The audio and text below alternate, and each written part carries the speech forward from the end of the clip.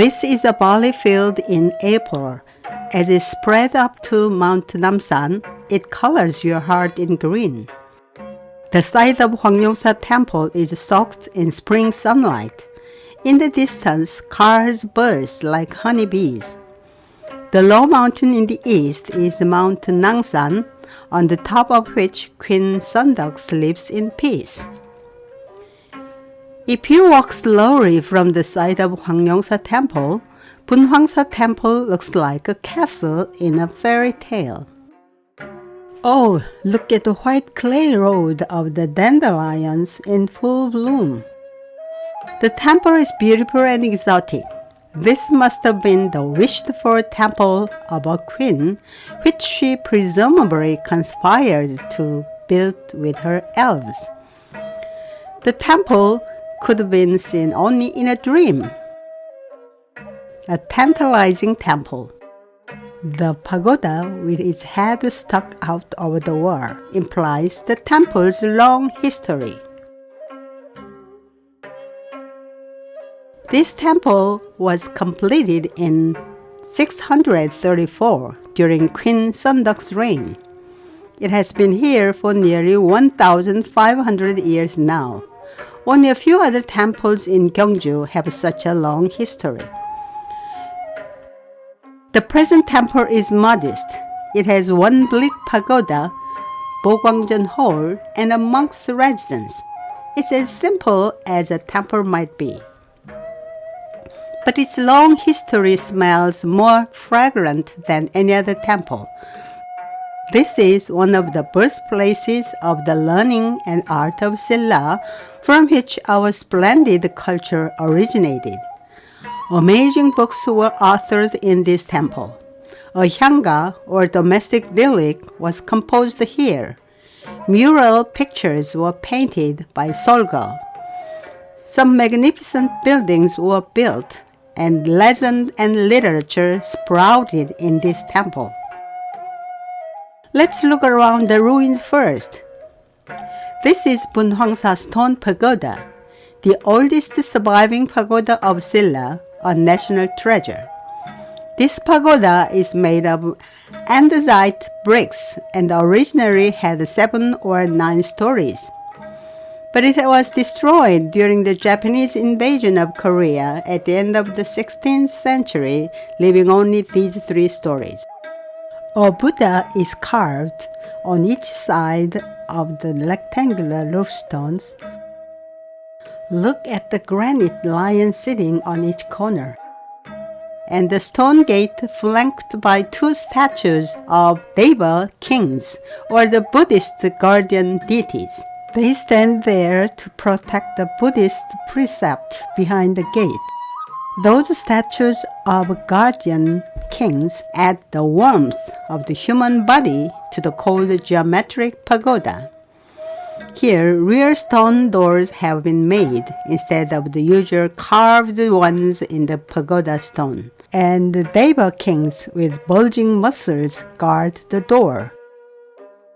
During the Japanese colonial period, one flank of this pagoda was nearly destroyed.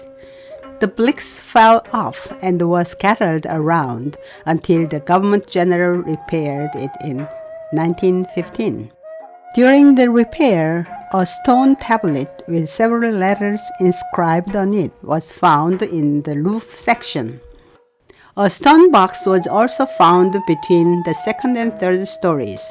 There is also a small silver bowl with a lid in the box. The bowl contained 5 sariras or relics, wrapped in silk, and a fragment of green glazed reliquary. Also, in the stone box were women's sewing tools, including needles, needle cases, scissors, and tweezers. They are believed to be Queen Sundeok's tribute to the pagoda. In addition, crystals, a perfume vial, accessories, beads, jade, shells, and so on were found in the box. Chinese coins contemporaneous with the Goryeo dynasty, Sangpyeong-osu and Sungyeong-jungbo, are said also to have been included. There were also several fragments of gilt bronze decoration plates. This is the Bunhwangsa Seokjeong or stone well, famous enough to be recorded in Samgukyusa. The octagonal stone well itself is a fine work of art. The rim where the water is pulled over is made a little lower. This well was used until the tap water facilities were installed decades ago. There is a legend about this well. During the reign of King Wonsung, a Chinese envoy came to Gyeongju, the capital of Silla, and stayed for a month before going back to China. The next day, two women came to the palace courtyard and said, "We are wives of two dragons living in Dongji Pond and Cheongji Pond." The envoy from China was accompanied by two people from Haseok. The attendant put our two dragons and the one living in Bunhwangsa well under a spell and turned them into three small fish. They put them in a bin and went back with them. "We humbly beg your majesty to let the dragons, which are actually the guardian dragons of Silla, return to their native land." The king then went after the envoy and the attendant. When he had caught up with them, he gave the envoy a banquet, during which he asked the attendant, "How could you people catch my country's dragons and come all the way here with them? If you don't tell me the truth, I will put you to death." Then they offered him the three fish. When they let the dragons loose in their original pools, they each leapt into the water and disappeared in delight. This is the pedestal for a stele honoring Wonhyo, a great monk of Silla. King Seokjeong of the Goryeo dynasty decreed that a stele be erected here in memory of Wonhyo Hwajenguksa, literally state preceptor Hwajeng. However, the stele was broken and disappeared during the Japanese invasion at the end of the 16th century. Only the pedestal remains. This building is called Bogwangjeon Hall. It is dedicated to the Buddha of medicine during the Joseon dynasty. This lawn is the site of middle hall of the three main buildings, which were believed to exist in ancient times. The other two were on both sides, but a little forward. So the three halls and the pagoda formed a lozenge together with an inner court in the center. These foundation stones on the east and the north walls might have been used for the support of three halls, Jijangjeon Hall and the auditorium. There are several lotus bloom pedestals and a big stone basin. Though the buildings have been destroyed, the stones have survived here over 1,300 years, making friends with the sun, the moon, and the stars like the orphan of the aged. It is remarkable that Jajang and Wonhyo, the founding monks of Silla Buddhism, stayed in this temple. Around the time when Silla unified the three kingdoms of the 7th century, they struggled to offer principles for people to live by in those reformative times, along with their vision of Buddhism in the future. When Jajang came back from China in 643, just 9 years after completion of this temple, Queen Seondok invited him to stay in this temple. He then suggested to her that they build a huge 9-story wooden pagoda at Hwangyongsa Temple. The construction of the pagoda was finished in 645. This pagoda was the pride and landmark of Silla at the time. In those days, there was no code of discipline for the protection of Buddhism. Moreover, there was no one in charge of the Buddhist community. The queen therefore appointed Jajang as the supreme leader of all the Buddhist communities in Silla. When Wonhyo stayed here, he authored many seminal works including Hwaumgyeongso.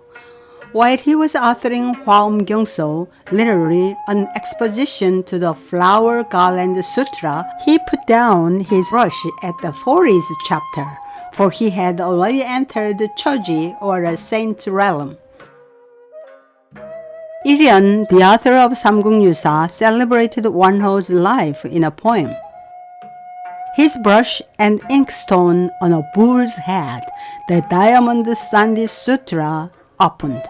Dancing with a gourd of freedom, he all the people enlightened. In a spring night under the bright moon, he slept sweetly in a princess' room, and his empty shadow looked back at the closed Bunhwangsa in the gloom. In this poem, Ilyeon suggests that Wonhyo published some monumental Buddhist books and tried to enlighten the people, person by person on the street. He taught Buddhism wherever he wandered, striking the so-called gold of no constraint. On a moonlit night, he met a widow, Princess Yosok, in a forbidden palace, and had a sound spring sleep with her. Finally, he returned to the closed Bunhwangsa temple with his lonely, empty shadow. He entered Nirvana at Hyolsa temple at the age of 70. When Wonhyo died, his son Seolchong, born of the princess, made a statue of his father, mixing it with his bones, and enshrined it here. It was said that when he worshipped nearby, the statue turned his head. His father was the greatest monk in Silla, and his son was the greatest scholar in Silla. Wouldn't it be odd if they didn't inspire a miracle between them? The statue is said to have survived until the Goryeo dynasty. During King Gyeongdok's reign, a man named Gango molded a huge statue of the Buddha of medicine. But it was melted down during the Mongol invasion in 1238. The current Buddha of medicine was made during the Joseon dynasty. A hyanga, a traditional lyric of Silla, is included in the Samguk-yusa. During the reign of King Gyeongdok, a woman named Himyeong lived in Hangiri. Her child went blind suddenly when he was 5 years old. The mother brought the child hurriedly to this temple and approached the mural portrait of the Bodhisattva of thousand eyes and hands. She had her child chant a hyanga and pray with all his heart. He finally opened his eyes again. The hyanga wasn't the only thing the temple was famous for. There was also a famous mural painting of the Bodhisattva of Great Compassion painted by Solga, a legendary painter of genius. Have you heard this story? When he once painted a big old pine tree on the wall of Hwangryongsa temple, birds flew to it and tried to perch on it in vain. Take a look at the stone Bodhisattva of Great Compassion discovered here. Oh, prudent lady. She now stays in Gyeongju National Museum. The Benapor support of this temple have kept an eye on the temple outside it for more than a millennium. The turtle-shaped stone tie has been weathered for so many centuries. Kim Guk-gi visited here during Goryeo dynasty and mentioned a lotus pond in his poem. But where is the pond? Recently, a pond site was excavated on the eastern vacant ground of the temple. So that's where the pond must have been. Once out of the temple, the noise of cars sounded like the clap, clap, clap that Wonhyo made with his gourd of no constraint. Oh, Wonhyo, you wandered from village to village to enlighten even the most humble people beating your gourd. But such beautiful souls as you are gone now. I was sad when I was about to leave this temple. Suffering from a lot of wars, our forefathers lost most of their precious treasures. Likewise, I am afraid we are losing the spiritual tradition we have inherited. When trying to envision the old Silla culture through its few remaining ruins, I feel as if I am deafened and desolate.